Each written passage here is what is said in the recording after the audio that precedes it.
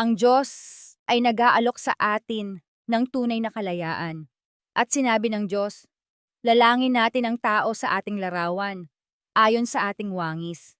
At magkaroon sila ng kapangyarihan sa mga isda sa dagat at sa mga ibon sa himpapawid at sa mga hayop at sa buong lupa at sa bawat umuusad na nagsisiusad sa ibabaw ng lupa.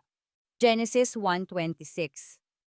Ang kapangyarihan sa ibabaw ng lupa na ibinigay ng Diyos sa sangkatauhan ay hindi nagpapahintulot ng pang-aabuso o pananamantala. Si Adan at Eva at ang kanilang mga inapo ay kinakailangang maging mapagmahal na mga tagapag-alaga ng lupa at bawat nilalang dito. Itinala ng banal na kasulatan, ang lupa ay kanyang ibinigay sa mga anak ng mga tao. Awit 1:15-16. Nang ang ating unang mga magulang ay naniwala sa kasinungalingan na ang Diyos ay makasarili at mahigpit, sila ay napagtagumpayan ng manlilinlang at ang kanilang mga isip ay dinala sa pagkaalipin sa Kanya, sapagkat ang nadaig ni Noman ay naging alipin din naman niyaon. 2 Pedro 2:19. Kung saan minsan sina Adan at Eva ay nagkaroon ng kalayaan, sila at ang kanilang mga anak ngayon ay nasa pagkaalipin ng dyablo. Sa isang nakapangingilabot na sandali pagkatapos ng pagkahulog, tila bagang ang sangkatauhan ay walang matatakbuhan, kundi ang walang magawa sa tiyak na kapahamakan, kagaya ng hindi maiiwasang pagkawasak ni Satanas at ng iba pang mga nahulog na mga anghel. Ngunit may mabuting balita. Nagbigay ang Diyos ng isang paraan upang makawala mula sa pagkaalipin para sa kanila at sa kanilang mga inapo.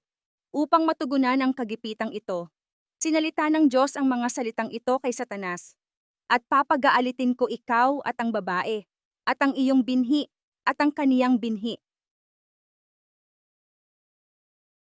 Gen 3:15.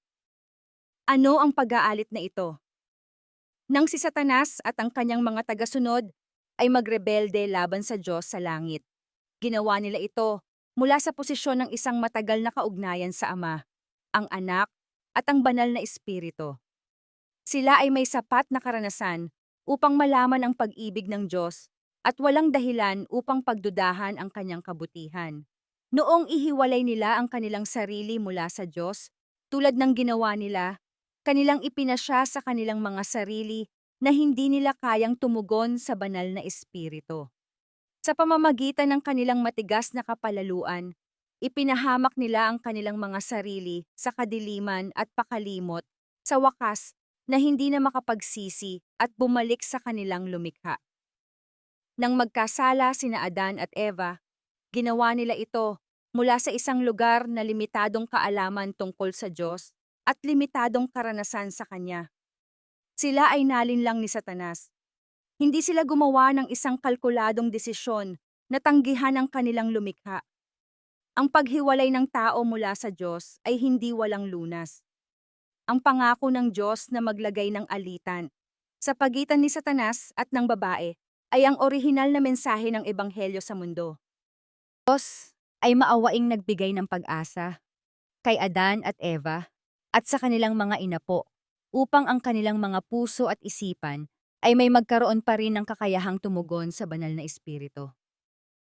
Posibleng sila ay bukas pa sa pag-ibig ng Diyos. Hindi magiging ganap ang pagkaalipin ng tao kay Satanas.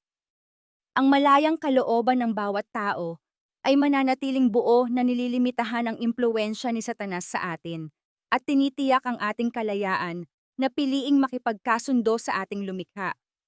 Sapagkat ang nilalang mismo ay ibibigay din mula sa pagkaalipin ng katiwalian sa maluwalhating kalayaan ng mga anak ng Diyos.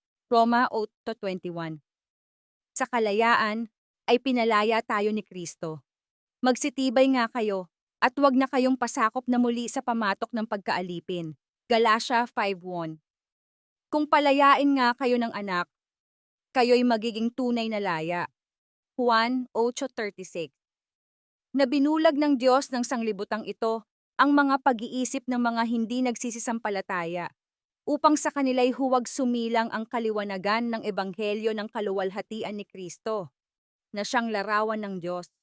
Yamang ang Diyos ang nagsabi, magniningning ang ilaw sa kadiliman, na siyang nagningning sa aming mga puso upang magbigay ng liwanag ng pagkakilala sa kaluwalhatian ng Diyos sa mukha ni Hesukristo. 2 Corinto 4:4-6. Hindi ba oras na para ihagis ang madilim na takip ng legalismo at pagbabago-bago kung saan ibinalot ni Satanas ang ebanghelyo ni Kristo at piliing hindi maging kasangkot sa umiiral na maling pangunawa tungkol sa ating banayad na Diyos? Kung kayo'y magsisipanatili sa aking salita, kung magkagayoy tunay nga kayong mga alagad ko, at inyong makikilala ang katotohanan, at ang katotohanan ay magpapalaya sa inyo.